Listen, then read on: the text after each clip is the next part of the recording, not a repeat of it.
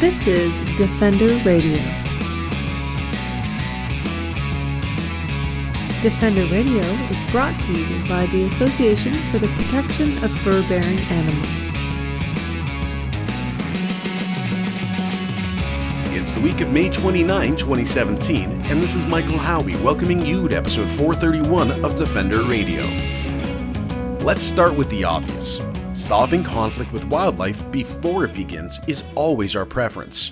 And there's a lot of ways we can do that, as most conflict occurs when we've created a situation that allows for it, often through manipulation of resources. That is, we give food to animals and they say, "Hey, thanks, can I have some more?" Or we knock down their houses and they show up and say, "Hey, thanks for building us this new house." The point is not giving food to animals, not knocking down their houses, and finding other ways to create coexistence are possible, and, as science and history have shown us, work best at stopping conflict. But sometimes it goes a bit further, requiring immediate intervention. And, when the animal in question weighs a few hundred pounds, that intervention can get a little more complicated. But here's the thing, it really doesn't have to. In many cases, when police or other first responders are faced with managing wildlife like bears, there is a lack of training and tools, which can lead to drastic, lethal measures being taken.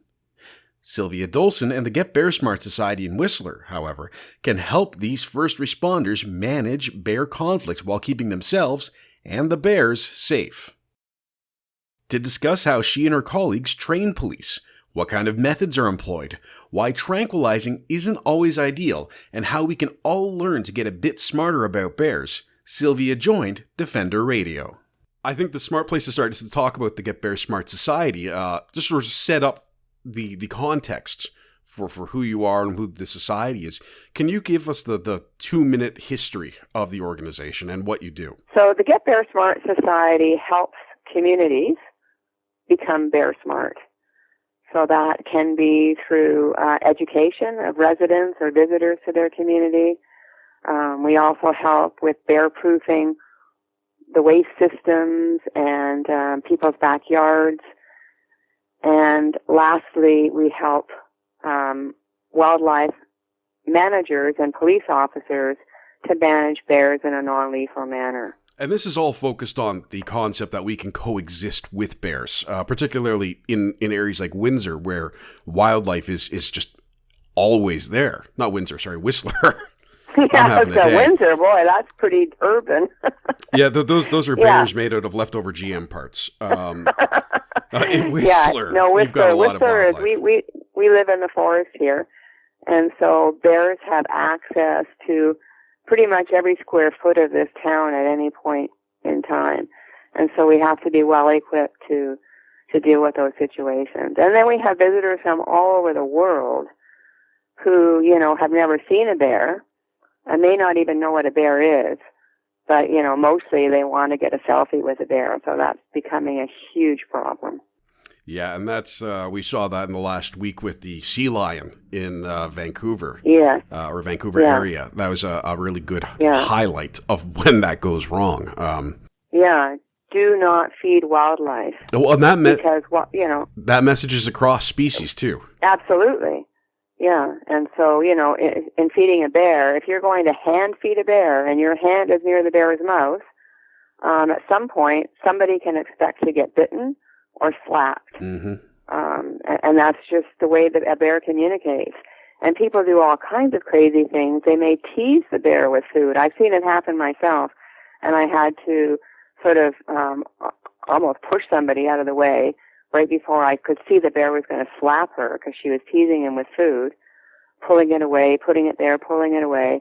And I moved her back, and the paw came across, and it would have slapped her across the chest.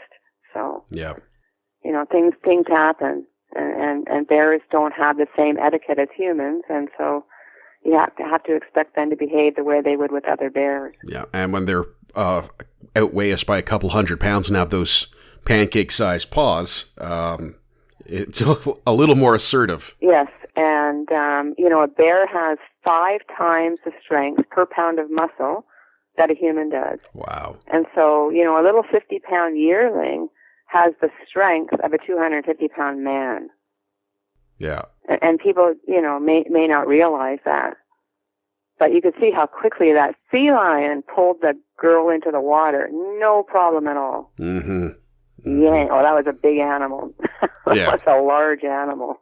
Well, and I think maybe before we get into some of the topic of sort of the enforcement and education in that regard, what is it, do you think? And this is, I'm asking you purely to speculate based on your experience and what you've seen.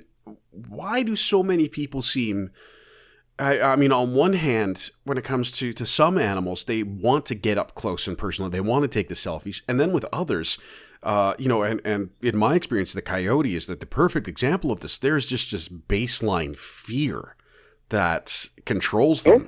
People don't typically want to be close to coyotes, but then they want to get the selfie. And that's odd because they look like dogs. Well, right? and they're so familiar. And I think that's maybe one of the most striking parts of it too, is you consider how many people are afraid of dogs. And, in our circles as animal people, and especially, in my family as dog people involved in agility and things like that, we don't see it very much. But when you do, and you have this just instinctual fear of a dog, and then you imagine, what if it was a wild dog who you've been told is dangerous all your life? But why do you think some people, and it seems, at least through media coverage, that it's frequently tourists who want to get up close to the wildlife? Yeah, well, it's a novelty for them, and we go through this every day here in Whistler, and particularly on the highway, where we end up with a bear jam. 15 vehicles stop, 4 RVs, and they're blocking the highway completely because there's a bear feeding on grass at the side, and people will stand on the highway to get a picture, with their cell phone. It's a novelty for them.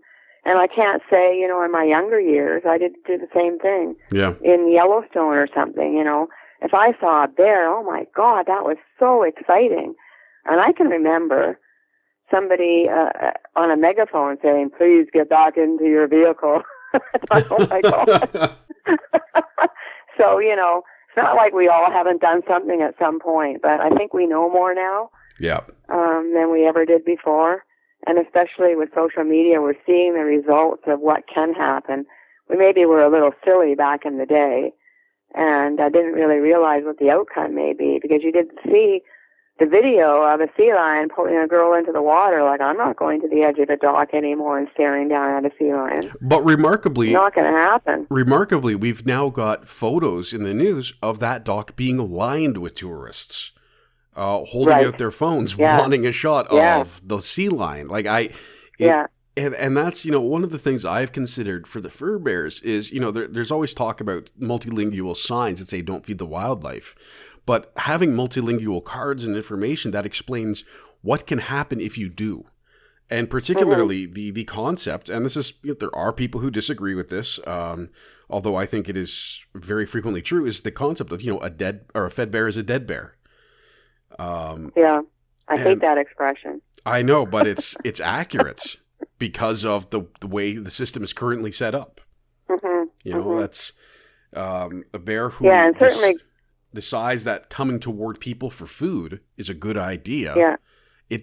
While you or I know what's going on and know how to react, someone who doesn't know what's going on or know how to react, all of a sudden you've got a big problem. Yeah, especially those cute, cuddly little teddy bears that we had in our cribs with us. They just weren't scary, were they? Yeah. We grew up being habituated to bears. That's an interesting turn of phrase. Yeah. I am so habituated to bears because I see them almost daily. Yeah. Yeah. Last night I came across like a 450-pounder, and I thought, wow, man, it's belly dragger. I better keep a good distance here and just, keep myself in check. Yeah, that's kind of like us with raccoons. They're like our annoying neighbors that we don't really want around here in the city, but show up and steal our food. Yeah. They're interesting. I love them, but still. Now, one of the things that you do, and this is something you and I have spoken about very briefly in the past, is the education for frontline officials? And I say this because it's a very broad term, because it's a very broad category of individuals with whom you work. I'd like to start maybe at the beginning. When did you first realize there was a need to have a conversation with, be it, police, animal control, municipal bylaw officers, and so on? Well, I started this work about 20 years ago, and I think we realized it immediately. And way back in the day, back then, like it was 1995, and we had a black bear task force in Whistler, and we knew that was one of the things we needed to learn more about. And I actually went down to Mammoth Lakes, California, to shadow Steve Searles, who is a bear shepherding expert down there. He does bear aversion. He actually works for the Mammoth Lakes Police Department now, and he's their animal guy. And just went down there to learn how these tactics work, and then brought Steve up here to do a session with our conservation officers and our police and our bylaw enforcement team. And so that happened over 2 decades ago. And we weren't the first ones to do it. They've been doing this in national parks for a long time. Aversive conditioning's been used in national parks for much longer than we've been doing it in urban areas. Why do you think that is? Is there an active resistance, or do you think it's that concept we were talking about earlier of sort of the top-down responsibility trickle of wildlife management that seems to be happening pretty much everywhere these days? Well, parks have always been, by their mandate, they've had to protect their wildlife. In communities, bears were shot that came into town. I know if a bear wandered into the Whistler Village 20 years ago, he was just shot point blank. That was it, no questions asked. And then it was the residents who said, no, that's not right. We need to have other ways to deal with this. And so, it wasn't necessarily part of the mandate to conserve and protect the wildlife, although it very well should be. And we've evolved from that point now. But it's always been part of the park's deal. Yeah. So I think that's why it happened first there. Well, and what was, I know... Actually, the first time I thought about that. So that's a good question. Well, and that's, I know that this was sort of a community-wide initiative when you first did it. Yeah. But there seems to be, at times, a level of resistance still to providing a new way of thinking or a new way of training. Yeah, that's with everything, isn't it? Yeah, true. No matter what changes on the landscape, or people resist change. It's just human nature. Well, and how does the conversation go for you? Because I know it's spread from just in Whistler. I guess I'm trying to think of how to structure this, because it's such sort of a broad circular discussion. But when you go to a community that's experiencing bear conflict, and typically I would imagine lethal control is something that is on the table, and maybe even their defaults, how do you first explain the benefits of both the coexistence and using the aversive techniques for officials? Well, first of all, shooting the animal is an endless cycle. Wherever there is an available habitat niche, an animal will fill it. So you can keep shooting them, but a new animal will come in to use that habitat. And I use that term loosely because really, urban areas are not really bear habitat. But if we're going to lay out a buffet of birdseed and compost and everything else, it becomes bear habitat. So, in that case, we would need to remove the attractants that are bringing the bears in. Well, it's extremely bad for an organization or agency's public relations to kill bears, as society is no longer accepting that as a solution. And so it becomes a public relations issue for the agency. And also, they're people too. They want to do the right thing. nobody wants to go out and shoot a bear just because they showed up in town. And so they want to have the tools and the know-how of how to resolve that without pulling out their 9mm. That's not a pretty sight at all. And so all they need is the training and the tools, and that provides them with more options. Well, and when you talk about the tools and whatnot, and this is something that comes up a lot in the media, and especially in social media, people say, why don't you just tranquilize? Yeah. And I want to sort of get this maybe out of the way first. Is that a first or good option in many cases, or is it maybe a last resort type of option? Personally, I consider it a last resort. Just as an example, here in Whistler, when we had the Ironman event last year, and a mother and cubs were along the trail eating berries, and racers continually were approaching the mother and cubs because they were on the trail that they were supposed to run. In terms of the bears, they're thinking, why do these people keep running at us? They're supposed to give us a little bit of leeway here and go around. This is really impolite behavior. And so the mother charged them. Anyway, they ended up being treed, chased up a tree, and then officers came with tranquilizer guns and immobilized them in the tree. And of course, then they have to fall out. They can't get up there. They can't crawl up the tree and carry them out. These bears are falling out from great heights. And when you shoot a bear with a dart, they keep going up the tree. And so even though you might shoot them with a dart at a safe distance to fall, and really, what is a safe distance? If you fall on your head at 10 feet or 30 feet, and so, we've had animals die just from falling out of the tree. And in another year, we had those animals, a mother and cubs, put in a trap, all immobilized. The mother rolled over on her cub and suffocated it because she was, only half there. She was immobilized, half sleeping, half awake, and they couldn't get in there and get the sow off her cub, so the cub died.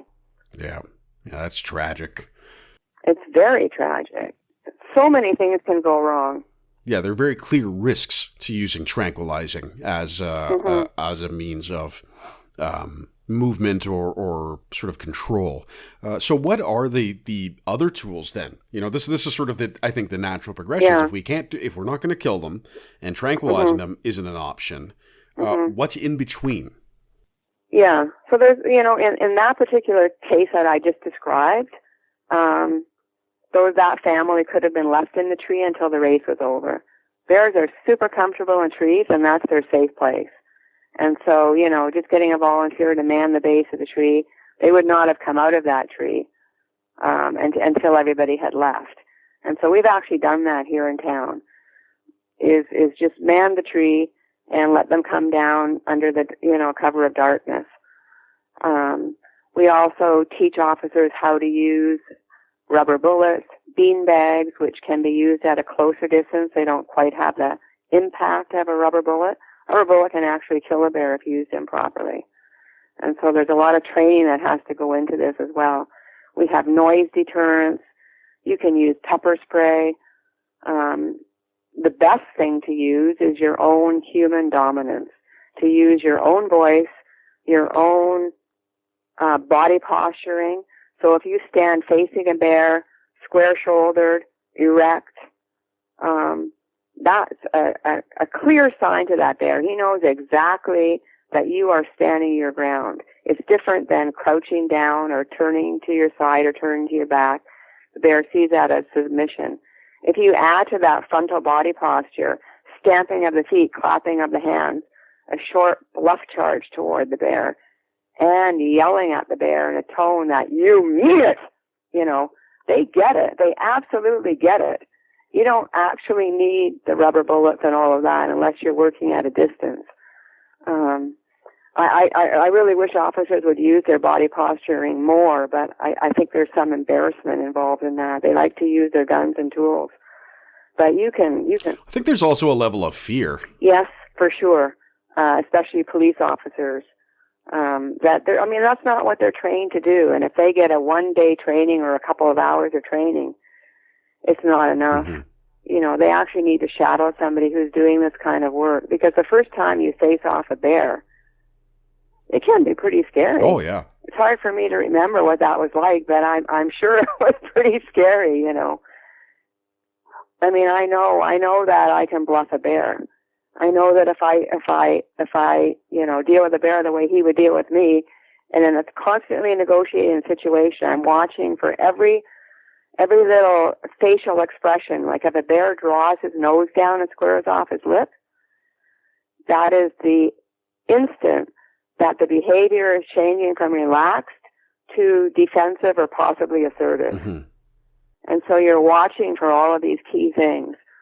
For a police officer that's had a couple of hours of training, that's hard.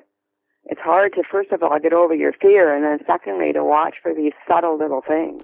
Well, and I think people, right? I spent a fair bit of time with police in my days as a journalist, and the amount of training they do just on simple, and I say simple, and it's by no means simple. I don't want to undermine what they do. But straightforward work in terms of, how to apprehend someone who's belligerent. This is something like on a regular basis. They are going into training seminars. They're talking with experts. And even then, there are still a lot of flaws in that system. And I just saw a very interesting video about in Salt Lake City, Utah, where they are using more and more de-escalation. And the chief of police there is talking about how much more time they're spending in training and how much more investment they're making for this process. And the de-escalation, I would say, is almost kind of the equivalent of what we're talking about. So Absolutely. With humans, de-escalation with bears, we want to kind of, in a sense, escalate. But it's the same concept of changing behavior to affect the outcome without the use of force. Absolutely. And bears are actually much more manageable than people. Mm-hmm. People's behavior can be a total wild card. In reality, bears are reasonably predictable. In the last decade or so, after having been around bears a lot, I've rarely been surprised by what they do. Yeah. Well, I can see it coming every time. It's something I find amusing, and this is from my personal perspective. I've met you, I've seen you speak, I've interviewed you, and then I also have spent time with, interviewed, and seen speak Mike McIntosh, who's the Bear With Us rehab and sanctuary in Ontario here. And when I see Mike talk about it, and I remember having him at one of our seminars, he's 6'2", 6'4", 200 pounds, big man, big shoulders. He looks like, you could drop him in the middle of a forest and he'd come out like the new king of the forest. And he says, I can scare away a bear. And you say, I bet you can. And then I look at you and you say, I can scare away a bear. And I'm like, sure you can. Whatever you say, Sylvia. But you can. Yeah. And it's not about that. Exactly. It's about attitude. Yeah. And that's what I find very interesting. And I would think is maybe something, and you would think police of all people would be able to sort of appreciate that concept. What's it like when you go in front of a squad of officers, and it's, little you standing there saying, I'm going to teach you. It's really good, actually, because they see it's little me standing there. I'm 5'2" for those people who can't see me, and so I am a fairly petite woman, and also I'm a woman, right?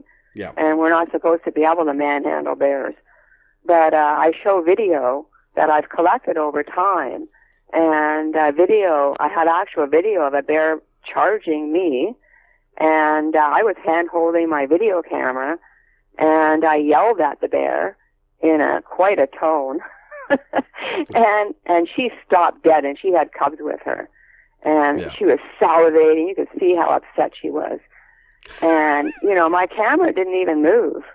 I wasn't nervous. I just knew what to do. I reacted the way I should have, and the police are like, "Did you have that camera on a tripod?" No, I was just hand holding it, because I was walking around there, and the questions that come out like, really? Like, is this for real? Yeah. And Yeah. it's, you can do this. It's not about, your size or anything. It's just that attitude. And you heard it in my voice. And they went, yeah, we heard it in your voice. And I said, well, so did the bear. And you can't bluff a bear. They know. Yeah. And, people phone me and they say, I've got a bear in my yard. I'm up against the forest. How do I get that bear out? And I explain how to do it. And I say, you better mean it, because the bear will know if you're faking it. I was talking to a mother the other night, and she had 4 teenage boys, and I said, you know what? You know how to do this. You've got 4 teenage boys. Like, it's the same thing. You just tell them in no uncertain terms. And she said, oh, I can do that.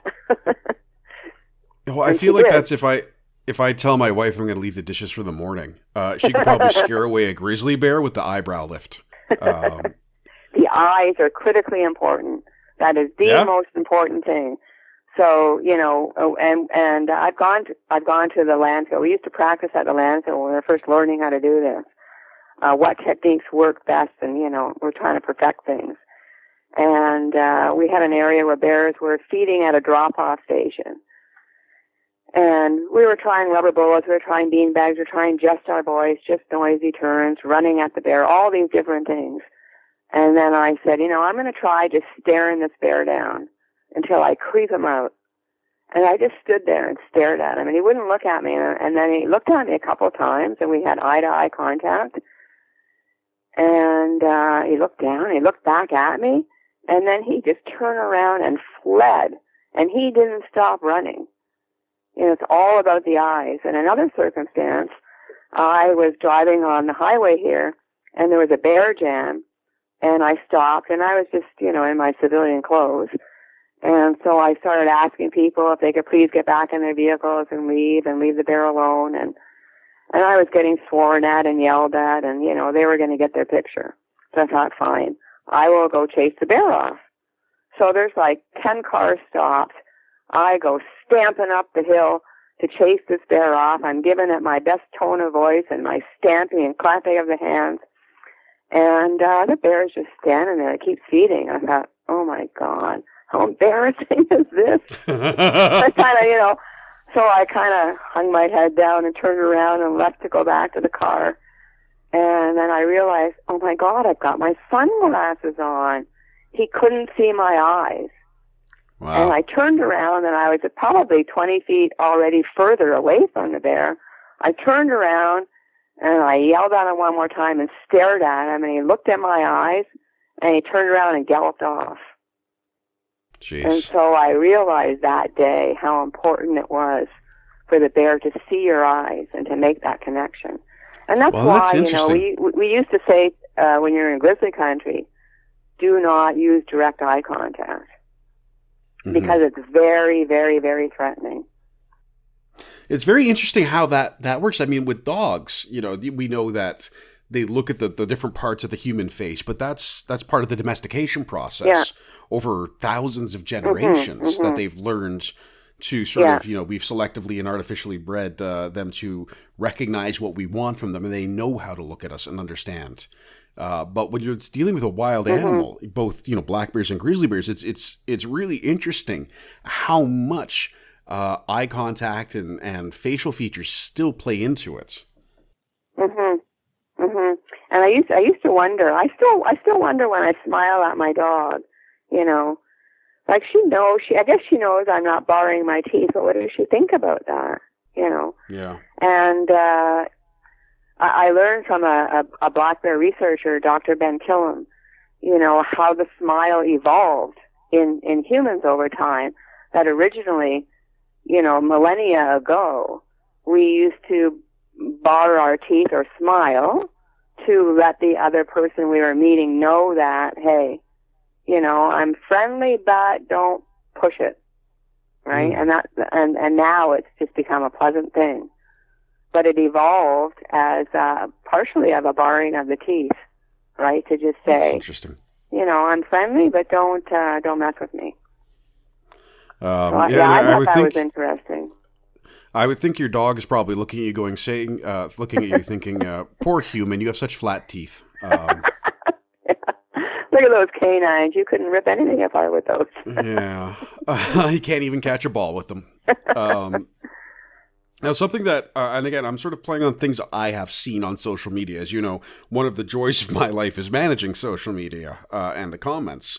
And I occasionally see people who think, there's two sides. There's one who think that hazing animals, be it coyotes or bears, is mean and potentially cruel.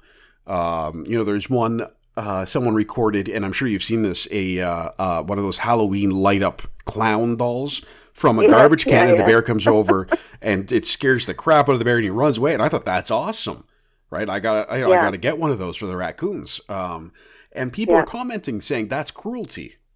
And then on the flip side of that, I think we need to redefine cruelty. Well, yeah. But, that's. But then we've got people that's not cruelty. So we've got people who think that it's cruel or mean-spirited to haze animals in this way when they're not necessarily doing anything wrong.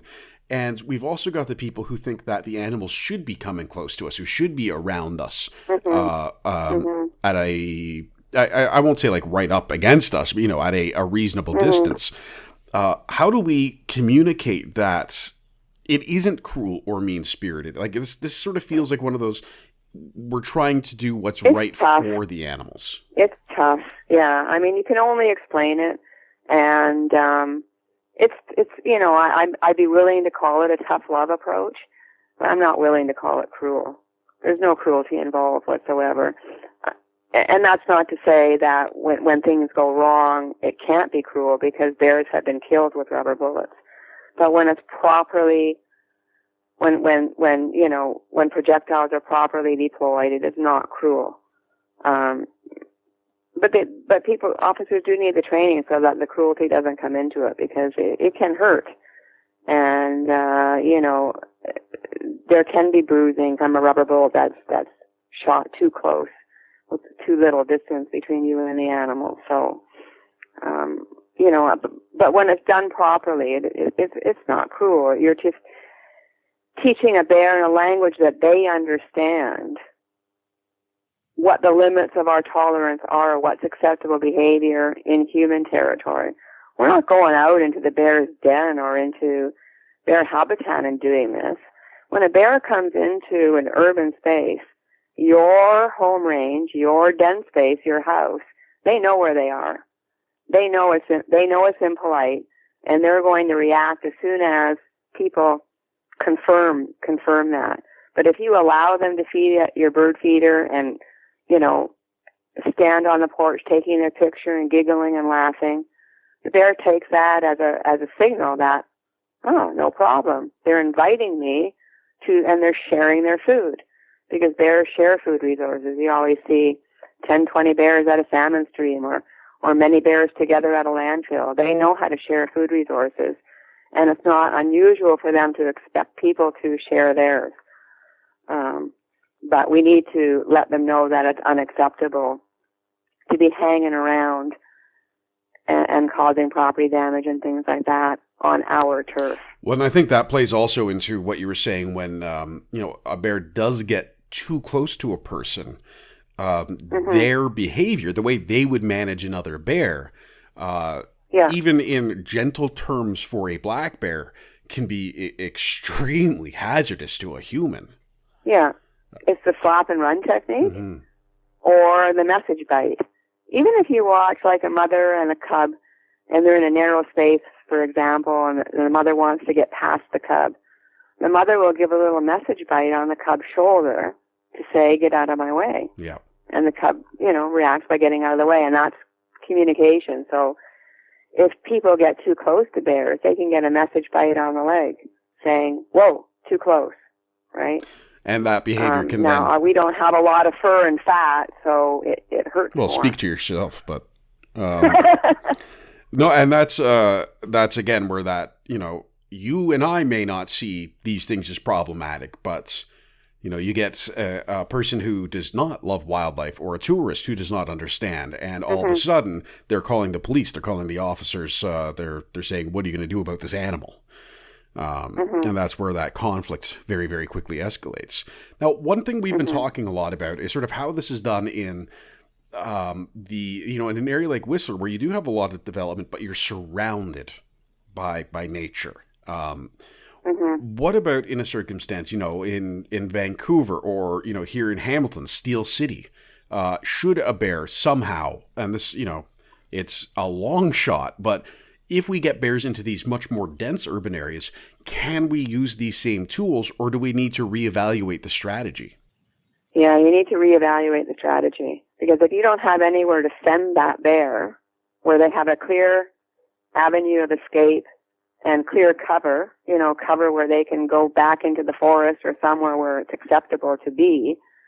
Like we had a bear the other day in East Vancouver, down at Pender and Renfrew near the PNE. Difficult situation. The only thing that they can do is tranquilize the bear and move it out of there. And so what they need to have first of all, the proper training. They need to have the tranquilizer guns. They need to have a catch net so the bear doesn't hit the pavement. And that's problematic, because if you have a bear in Toronto, once a year or once every 2 years, how many people can be trained to deal with that situation so that they're in the vicinity and can react in an appropriate amount of time? It's very problematic. Yeah, and that's, I think... And I don't have all the answers. I expect you to have all of the answers, though. That's why I'm interviewing you, Sylvia. That's how this works. No, and that's a very fair, very, very, very fair comment is, I think in Toronto and in Hamilton, it makes sense if we're going to start with training and how to interact with animals. We look at raccoons and dogs and coyotes because that's what they're seeing. But to spend resources on training police on how to manage bears, that simply, it doesn't equate in terms of the use of that training. If for some reason it becomes standard for bears to wander into the most populated city in the country, then let's step that up. But for now, I think it's a lesson where we can take potentially what you have done in Whistler and what other people have done in other areas around the world, and apply that to, dealing with dogs, dealing with coyotes, dealing with raccoons, because those are also problems, in the city of Toronto, in the city of Hamilton, in the city of Vancouver. And that training would be valuable. So it makes sense to maybe step back from it and say, the situation in Toronto again, and we're not going to speculate too much about it, was very, very unfortunate. But it was almost a symphony of failures across the board. And on top of a highly unusual situation. Now, had that been, we look at what happened with a coyote in Toronto. It's got to be 2 or 3 years ago now, where police responded by shooting at him. And I said, no, that's wildly unsafe, especially since you kept missing. But this is a problem as well. But ensuring a safe backdrop. And if you have a bear, a black bear in the night, and you're shooting that moving target, and you're not properly trained, even I'm speaking about now using a lethal weapon, that is highly unsafe. It's actually happened here where police have done that, and we then had a wounded bear on 2 occasions running around town.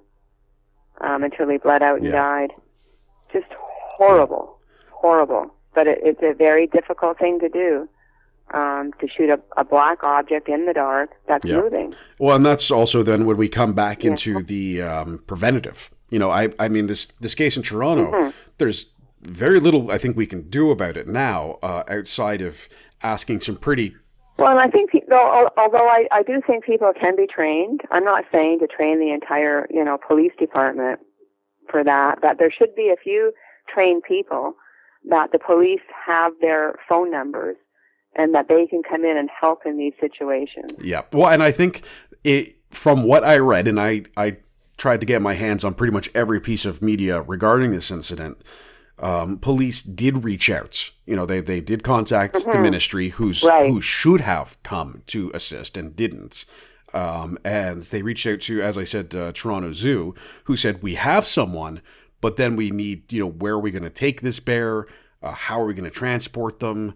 All of these other questions. So, and they didn't have answers to that because that, again, is under the purview of MNR.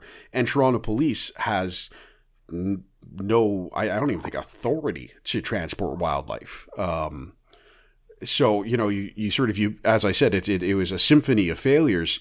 And I think it makes... and all that said, I mean, when it happened in downtown Vancouver, they did get the bear out safely. Yeah. And the bear was relocated. So it's possible. Yes. And that's, we, our big advocacy push on this is to get either funding and training towards Toronto Police, or to find out why MNR was unable to do this and realize that that is a problem. Right. Yeah. And I think looking to MNR is a good place to start. Yeah. A lot of good questions for them these days. I heard you laugh. I got it on recording. But I mean, in that case, again, we can circle around it for days and days and days. Yeah. I think what we need to then address, though, in a situation like that is, why did the bear come in? And that's, when we talk about these, I find often gets left out of the conversation, particularly in the media, is that very, very integral question of, why did this happen in the first place? When I was covering coyotes and stuff for the first time as a journalist, that was the question I kept coming up against that I really couldn't get good answers for until I turned my direction to the academics and nonprofits, because the government wasn't spending time on it, and the local authorities, whether it was animal control, humane society, police, simply didn't have the expertise. So in a lot of these cases, we then have to circle back to that very beginning of where you and I started today, of why is there a problem? Why are the bears coming in? Or any wildlife coming in, and determining what our tolerance is for them. So when we talk about this, and when we talk about this really incredible training you've done, and the programs you offer, how much of the time do you spend talking not just in that aversive and reactionary, but in the prevention? Well, that's most of it, right?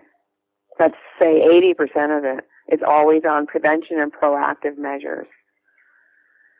Dealing with the bear after the fact is completely reactive.